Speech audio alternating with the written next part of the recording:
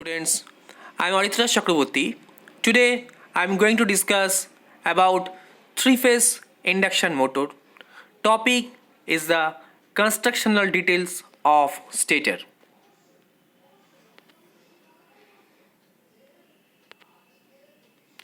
So the first slide is the construction of induction motor. The three-phase induction motor is a preferable type of motor. It is mostly used in industrial drives because it is very reasonable and vigorous, economical and also reliable. It is called asynchronous motor because it does not run at a synchronous speed. So the induction motor is a widely used motor because it has a high efficiency. The efficiency of induction motor is about 85% and it rotates in a speed which is lower than the synchronous speed, which is known as the asynchronous speed. The induction motor requires very little maintenance and also it has a high overloading capacity. So we can overload an induction motor in a very high rate. Okay, so in case of different HP, this overloading capacity is different. A three-phase induction motor mainly consists of two parts called as the stator and the rotor. The stator is the stationary part of the induction motor and the rotor is the rotating part.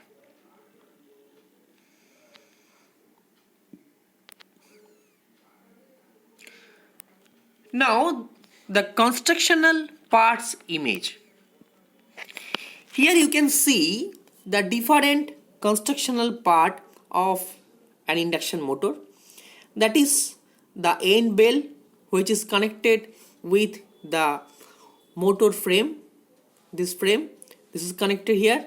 Okay, this is the wiring cover or the terminal box where the terminals or three-phase terminals are connected with three-phase stator winding.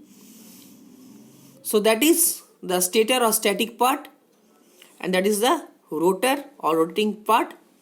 These fan blades are used for cooling purpose and that is the end bell which is connected here. So that is the outer section of the induction motor.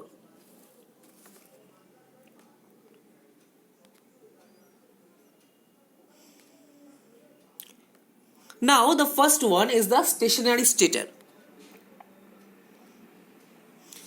The stator is built up of high grade alloy steel laminations to reduce the eddy current losses and the laminations are slotted.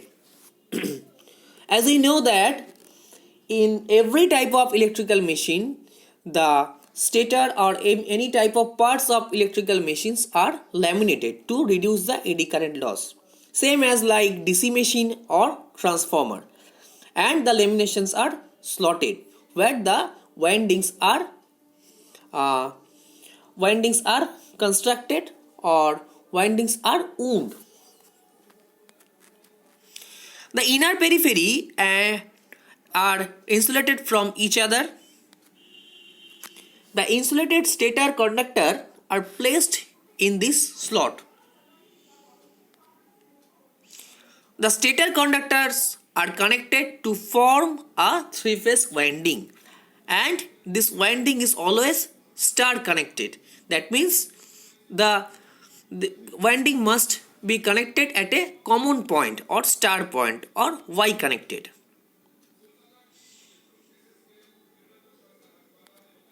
Now the first part of the stator is the outer frame. So it is the outer body of the motor. Its main function is to support the stator core and to protect the inner parts of the machine. So the main function of the outer frame is support the total body of the motor or protect the inner parts of the machine from mechanical damage.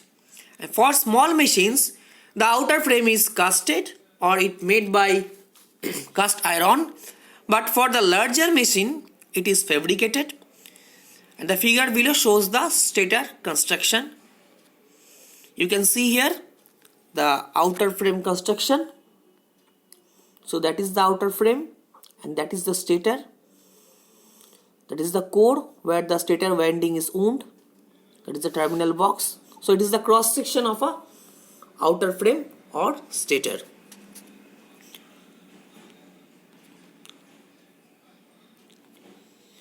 The next one is the stator core. The stator core is built up of high-grade silicon steel stampings.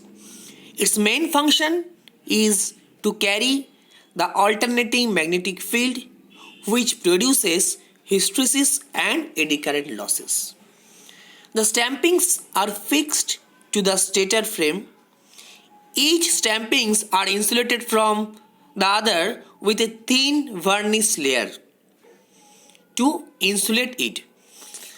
The varnish layer is used as an insulation medium and the thickness of the stamping usually varies from 0.3 mm to 0.5 mm.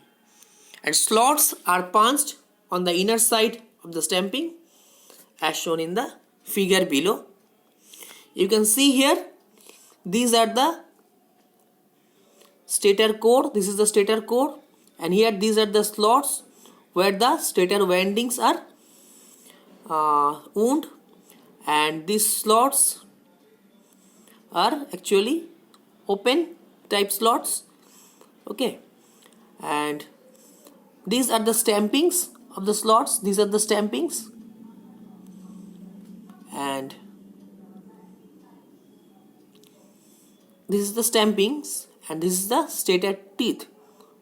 You can see here the slots are like tooth, so that is the stator tooth, and between this these are the gap or where the conductor are placed.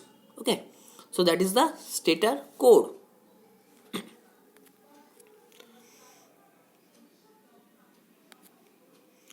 The next one is the stator winding. The core of the stator carries three-phase winding which are usually supplied from a three-phase supply system. The 6 terminals of the windings, 2 of each phases, are connected in the terminal box of the machine. The stator of the motor is wound for a definite number of poles depending on the speed of the motor.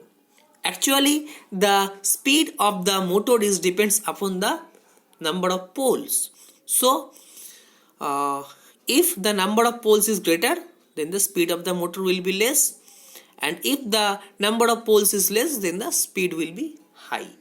We know that Ns equals to 120 F by P. Ns is the speed of the magnetic flux or rotating magnetic flux which is rotating in synchronous speed, and the rotor speed is slightly lower than this synchronous speed, that is Nr. So if the synchronous speed of the rotating magnetic flux is depends upon 120 into frequency by pole, so the speed of the rotor is also depends upon the pole, and the speed of the rotor is inversely proportional to the number of poles.